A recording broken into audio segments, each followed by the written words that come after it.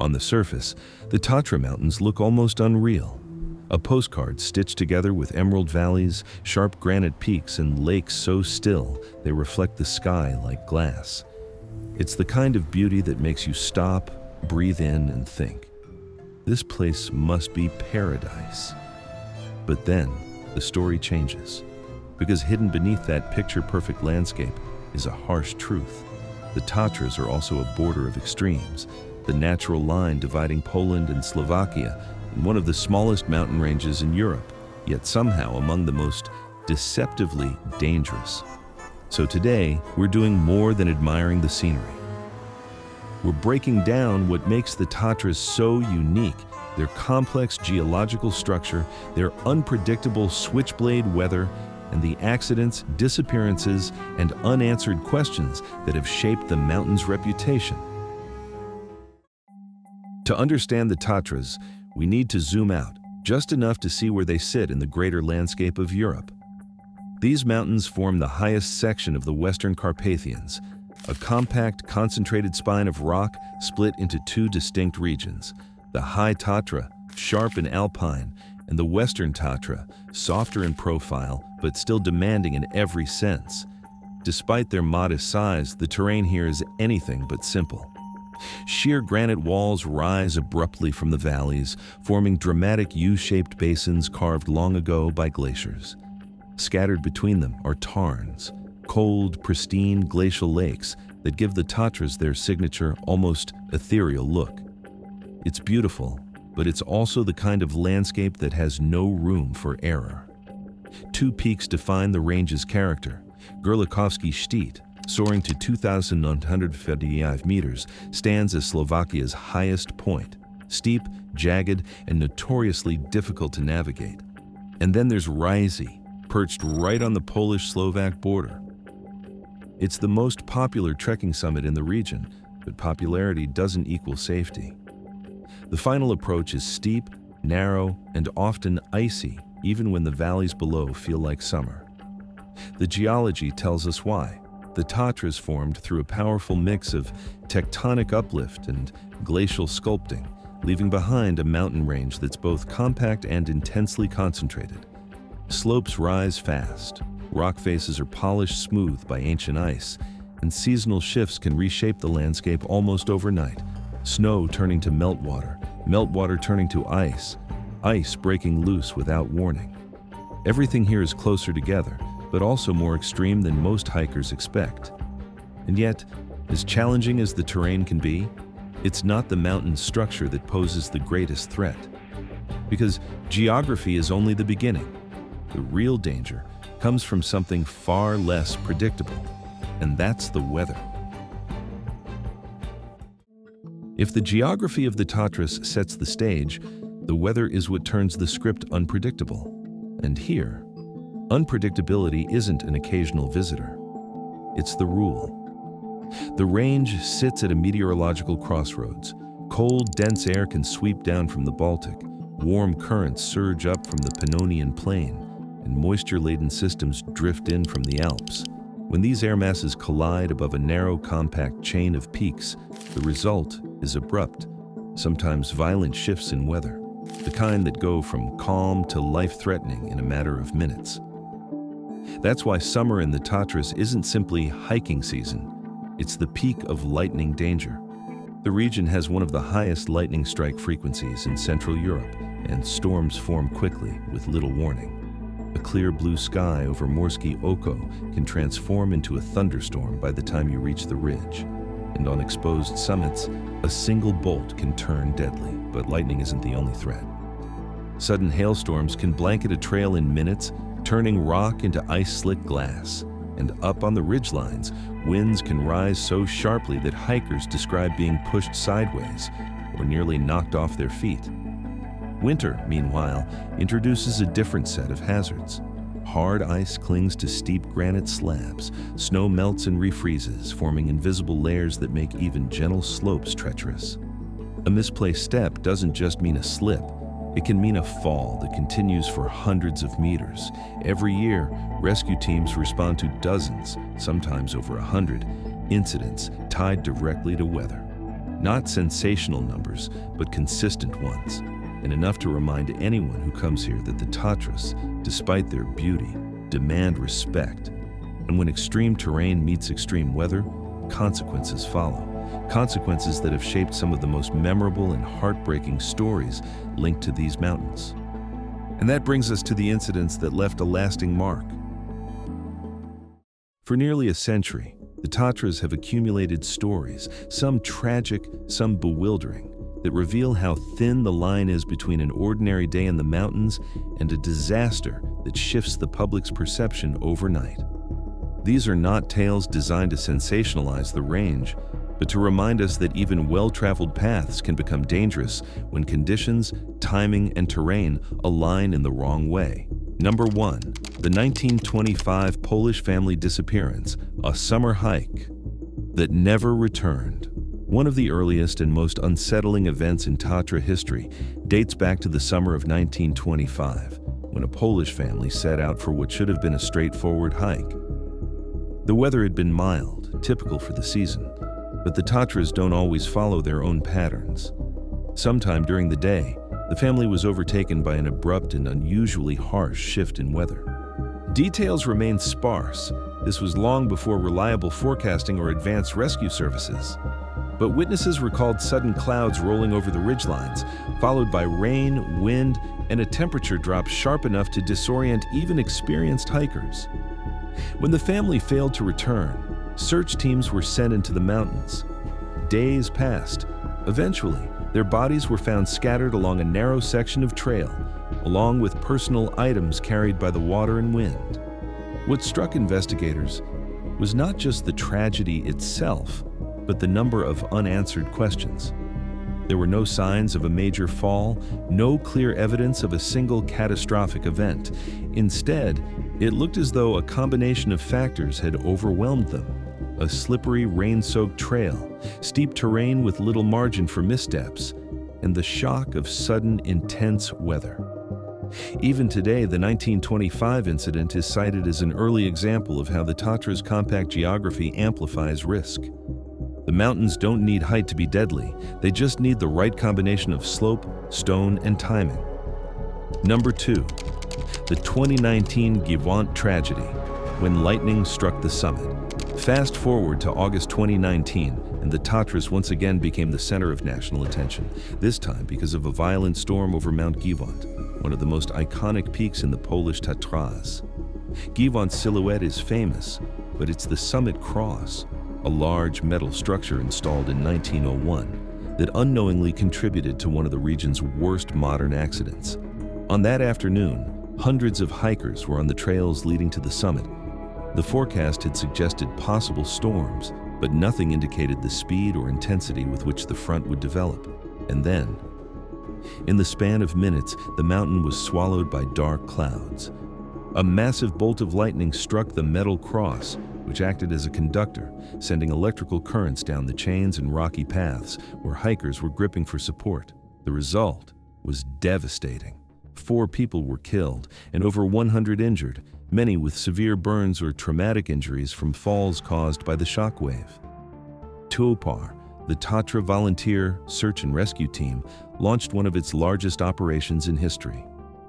Helicopters, medics, and rescuers moved in through chaotic weather, transporting victims down the mountain as quickly as conditions allowed. Their response was widely praised, but the tragedy exposed a key point. Popular peaks are not safe peaks, especially when crowds and weather unpredictability collide. After 2019, discussions intensified around warning systems, risk communication, and whether access to exposed ridges like Givant should be restricted during unstable conditions. But the truth remains that even with precautions, the Tatras can still turn without warning. Number 3. Rysy, the beautiful, treacherous border peak. If Givant symbolizes the risk of crowds, Rysy represents a different kind of danger, one tied to overconfidence. Rysy's popularity stems from its accessibility and symbolic location. With one summit in Poland and the higher one in Slovakia, the mountain attracts thousands of climbers each year. For many, it's their first serious peak. But this is where expectations and reality often diverge. The final ascent to Raisi is steep and exposed, with snow or ice lingering well into late spring and sometimes returning early in autumn. Even in summer, shaded sections can retain hard ice that hikers underestimate. Falls here are rarely small. Many slopes funnel downward with little to stop momentum once someone slips. Common patterns emerge in Raisi accidents. Hikers attempting the ascent without crampons or ice axes in transitional seasons. Visitors misjudging the mountain because so many others are climbing it. Sudden weather shifts turning a manageable path into a slide of frozen granite. Rescuers often describe the same scenario. Someone takes one wrong step on hardened ice, and then the fall continues for dozens, sometimes hundreds of meters. The mountain doesn't need extreme altitude to be unforgiving. Raisi's steepness alone is enough. Yet despite these risks, Raisi remains a magnet for visitors. Partly because it's stunning, but also because it's one of the few high alpine experiences accessible to the public without technical climbing. These three events, from the mysterious disappearance in 1925 to the lightning disaster on Givaunt to the recurring accidents on Raisi, are reminders that the Tatras demand a level of respect equal to ranges far larger. They are mountains shaped by beauty, but governed by conditions that don't bend to human intent. But accidents are only part of the story, because the Tatras aren't just a landscape of risk. They're also a cultural landmark, a place intertwined with national identity, art, and centuries of human connection. To understand why the Tatras occupy such a powerful place in Central European identity, you have to look beyond the peaks and valleys. These mountains are not just a border, they are a cultural anchor. For both Poland and Slovakia, the Tatras are woven into national mythology, artistic movements, and even political history. For Poland, the southern foothills, especially the town of Zakopane, became a cradle of cultural identity in the late 19th and early 20th centuries.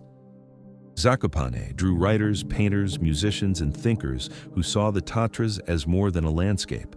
They saw them as a symbol of resilience and purity, a counterweight to decades of partition and foreign rule. Out of this creative influx emerged the Zakopane style, an architectural and artistic movement blending traditional highland motifs with modern artistic principles.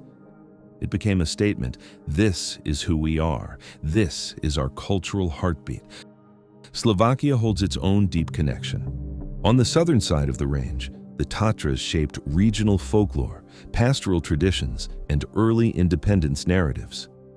For Slovaks, the mountains represent endurance and self-determination, qualities reflected in stories passed down through generations, tales of shepherds, hunters, and families who saw the Tatras not as a remote wilderness, but as home. In literature, the Tatras often appear as a place of inspiration or introspection. For Polish poets and novelists, the mountains became a backdrop for romantic longing, philosophical reflection, and national awakening. For Slovak writers, they embodied the continuity of mountain life, a reminder that identity isn't shaped in capitals, but in the quiet rhythms of the highlands. But the mountains also played a role in political tension. Throughout the 20th century, the border between Poland and Slovakia, especially during shifting periods of autonomy, occupation, and post-war reconstruction, occasionally grew strained. Disputes arose over specific valleys, ridgelines, and settlement areas. Yet despite these disagreements, both nations recognized the Tatras as something worth protecting. Cooperation eventually overshadowed conflict, leading to shared agreements on alpine safety, conservation, and cross-border tourism. This partnership culminated in the establishment of two national parks: Tatrzański Park Narodowy (TPN) in Poland, founded in 1954, Tatrański Narodny Park (TANAP) in Slovakia, established in 1949. Together, they safeguard ecosystems that are both fragile and rare, from dwarf pine forests to alpine meadows, from endemic species to the chamois populations that have become icons of the range. And yet, preserving the Tatras has never been simple, because as much as history, art, and national pride have shaped how people view this mountain range, a new factor has emerged, one powerful enough to alter how humans interact with the Tatras altogether. And that factor is the modern rise of mass tourism. Over the past few decades, the Tatras have undergone a transformation, not geological, but human. The quiet mountain towns that once hosted artists and mountaineers now welcome millions of visitors each year. Zakopane, in particular, has exploded into a major tourist hub, a gateway to the Polish Tatras, and a magnet for anyone seeking a quick mountain escape. This surge isn't limited to the town. Trails leading toward the High Tatras now experience foot traffic that would have been unimaginable a generation ago. Places like Morskie Oko, the iconic glacial lake, regularly record some of the highest visitor numbers in the country. And Rysy, once a demanding climb reserved for those with experience, has become a bucket list summit for casual hikers. But popularity comes with consequences, and then more consequences layered on top of that. The most visible issue is trail congestion. Long lines form on narrow ridges, bottlenecks appear near chains and steep switchbacks, and the sense of wilderness, once the region's defining trait, becomes harder to find. With more people come more accidents, many of them preventable. Rescue teams report recurring patterns: hikers without proper footwear, visitors attempting winter routes without crampons or ice axes, and individuals who underestimate both the distance and the elevation gain. For Topper, the Mountain Rescue Service, each season now brings a workload that would have been unthinkable in the mid-20th century. Helicopter missions, search operations, and first aid responses stretch resources thin, while fragile alpine ecosystems bear the additional pressure of erosion, littering, and habitat disturbance. Recognizing the strain, both Poland and Slovakia have introduced new measures to manage the flow. Some trails now have daily limits, and winter ascents of popular peaks come with explicit equipment requirements. Park authorities also invest heavily in safety campaigns, urging visitors to check the weather, plan realistically, and respect seasonal conditions. These efforts help, but they don't fully solve the underlying paradox. Because the Tatras are loved precisely for the reasons that make them vulnerable: their beauty, their accessibility, and the sense that nature here feels close enough to touch. And so, after looking at the mountains through the lenses of culture, history, danger, and tourism, we circle back to the bigger question: what exactly makes the Tatras so irresistible, yet so perilous at the same time? The Tatras stand out because of three powerful forces working together: steep, compact terrain that's easy to reach but quick to punish; fast-shifting, often extreme weather that adds a constant element of surprise; and a landscape unlike anywhere else in Europe: glacial lakes, sharp granite ridges, and forests pressed low by the wind. All of it turns this range into a natural laboratory for geology, climate, and conservation. But beauty and risk always travel side by side here. These mountains are more than a tourist destination. They hold history, tragedies, scientific curiosity, and enduring legends. From the 1925 disappearance to the lightning strike on Givant, the Tatras have shown both their wonder and their warning. So when you look at the Tatras, what do you see? A paradise or a reminder of nature's power? Have you ever visited? Which part fascinates you most? If you enjoyed this journey, feel free to like, leave a comment, and subscribe.